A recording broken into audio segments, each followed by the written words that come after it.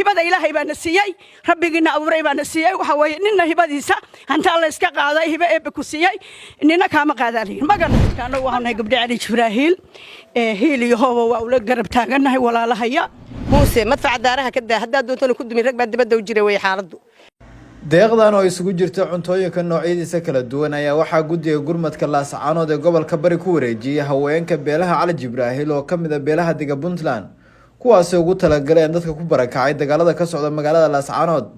ugu horeyn guddiga haweenka raashinka wareejiyay ayaa sheegay in walaalahooda reer laascaanood ay mar walba garab taagan yihiin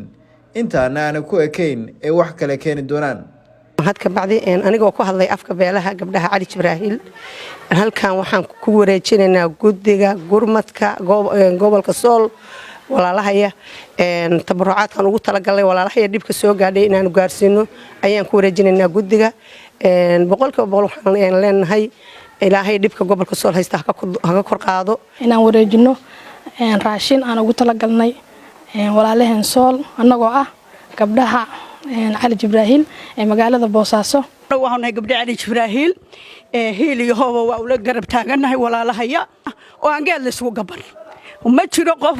nin walba ilaahay subxaanahu wa tacaala meel buu dejiyay oo meel buu ku ogyahay anagoo ma jeerteen xataa waxaanu kala leenahay meelaanu kala leenahay iska daa wax kale soo waxaad fahanteen maaha waa gardarro cadaan oo aan geed la isugu gaban gardarrana laguma guulaysto ninnana waddankiisa lagagama rayo guul baanu rajaynayaa insha allah laascaanood nabad iyo barwaaqaanu rajaynayaa ilaahay waxaan weeye kor allaha ka yeelaan leenahay wixii ku soo duulana waxba ka qaadi maayaan iyagoo uunbaa ku gacal helaya adduun iyo aakhiraba waayo waxba kama yaalin maxaa ka yaal sool maxaa ka yaal sool yaa leh wanaag baynu isku raaci karnaa rabitaan baynu isku raaci karnaa laakiin qofna lama afduubi karo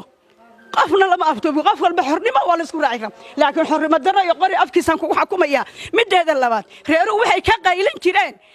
muxuu haddii ilaahay ku yahay diyaaradaha buuraha ka waxaan leeyahay xasan sheekh maxamuud wadankaad u dhaaratay Soomaaliyaad u dhaaratay dhulbahanta dadka u dhaaratay kamid yihiin gobolka sool waa dadkaad u dhaaratay waxa lagu dilayana waa calanka buluuga oo xidigta leh waajibka aad leedahay ka gudubaan leeyahay xasan sheekh maxamuud kaalinkaaga ka qaado taas waa xasan muuse biixi waxaan leeyahay muuse waxaad ayd ka cabanaysay inaad maanta cid ku samayso wax macquul maaha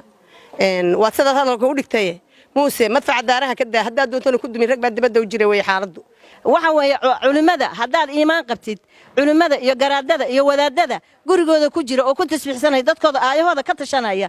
ku dhufan mayso kuna dhici maayo hubkaas sidataa ilaahay biyuu ka dhigayaa aduu kugu noqonayaa buurta markaad ku dhufto aduu dib kugu noqonaya dadkiisa ha kale haddii aad shahaadato ummadii rasuulka tay adduun weynaha waa lagaga jeedaa taa waxaan leeyahay muuse ugu dambeyntiina guddiga gurmadka laascaanood ee u qaabilsan gobolka bari oo deeqdan la wareegay ayaa u mahad celiyay haweenka beelahan oo isxilqaamay walaalahoodu soo gurmaday oo deeqda nagu wareejinaya ka kooban cuntada qaybaheeda kala duwan aad baan ugu mahad celinaynaa waxaan leenahay idinkana Allah idin barakeeyo abaalkaasna waa idin haynaa waana mudantihiin in maaragtay aad gurmataan iyo inta ka bacdi waxaan leenahay walaalayaal waa inaga gudoonay deeqdii aad wadeen waana ku mahadsantihiin waana garab istaag la isku muujiyo ku ugu wanaagsanaa waxaan leenahay maanta lilima sheegayo gobolka sool garab istaageeda